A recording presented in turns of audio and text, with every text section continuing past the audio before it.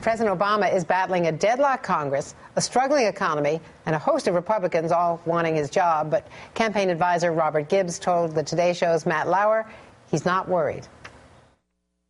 I think what's going on in this country with frustration around income and, quite frankly, frustration around Wall Street. Look at what every one of the Republican candidates wants to roll back Wall Street reform. Barack Obama, on the other hand, is out fighting for the middle class and making sure we can send our children to college. I think that's a pretty good contrast, even in a bad economy.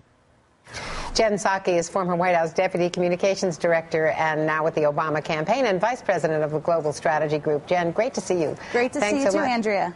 Well, I want to ask you about the president's posture right now. We've just seen him on this campaign trip, and frankly, on one of his West Coast appearances, he sounded so down at the mouth. He was talking about, well, you know, the hope and change thing. It's kind of faded on the poster. I mean, you know what I'm talking about.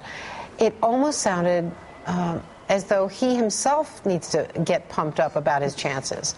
Well, I can tell you, Andrea, I traveled with the president in 2008, was everywhere he was on the campaign trail, and there's no question he has the fire in his belly, and people will see that out on the campaign trail. But I think what's important here is that every election is a choice, and you know this as well or better than anyone. And what we're looking at right now is a Republican platform on the economy that's focused on taxing the poor to give to the rich. It's focused on ending Wall Street reform, and this is really something I think the American people are going to start to question as they tune into this race next year. Do you have concerns about Occupy Wall Street and the continuing protests, the violence that we saw in Oakland, which still needs to be investigated, but the possibility of excessive police force? Could this really rattle your campaign?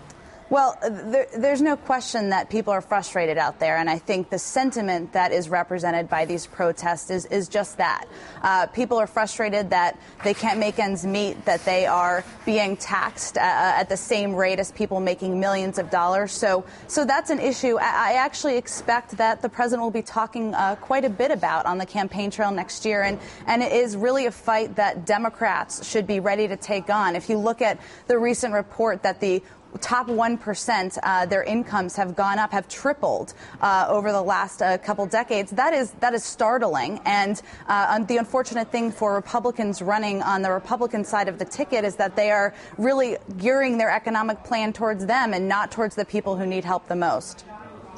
Is he then aligning himself with the protesters in the sense of saying, I identify with you? Does that help rally the base? I think the issues that the president cares about deeply, that he's been fighting for since he came into office, whether it's Wall Street reform and getting that across the finish line and now fighting efforts against repeal, or just earlier this week he announced a new plan to help students who are struggling to pay their student loans. These are issues that really touch on the frustration that people are feeling, and I think there's an alignment in what we can all be passionate about, what the president's passionate about, and what many people are feeling. Some who are protesting and some people who are just trying to make ends meet at home are frustrated about it. And I think that's one of the issues that will really be a focus next year. What about the super committee? We're going to be talking to members of Congress coming up about the fact that the Democrats are now talking. Max Baucus and other Democrats on the super committee are coming out with a much bigger plan than had previously been expected.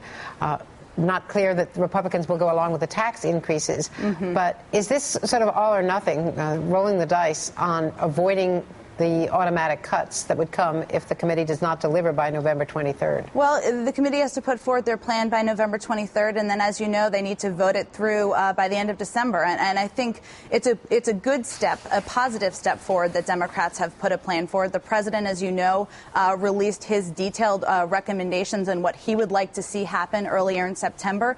And I think the key point here is that money doesn't grow on trees, unfortunately. We wish it did. It doesn't. And there are tough choices that have to be made. Revenues need to be a part of that. There are ways to get to that. And so I think what needs to happen now is both sides need to really be willing to get to sit at the table. And we haven't seen a lot of willingness from Republicans in Congress. We've seen a lot of rhetoric, not a lot of willingness to sit at the table. Getting back to what happened in Oakland, I know you're not working with the White House at this point, but you're with the campaign. Do you think that there should be an investigation as to whether or not there was excessive force used by the police? I think that there's a lot of focus, obviously, on the Wall Street protests right now and protests going on around the country. I will leave that to the local authorities to determine. And of course, it is in everyone's interest to keep any of these protests safe and focused on the issues that people want to talk about. And I think what's important is there's a lot that can be done in Washington, a lot Congress can do, a lot the president's already doing to address some of the frustrations that people are expressing through these protests. Jen Psaki, great to see you. Thank you. Great so to much. See you, Andrea. Veteran of the Obama campaign.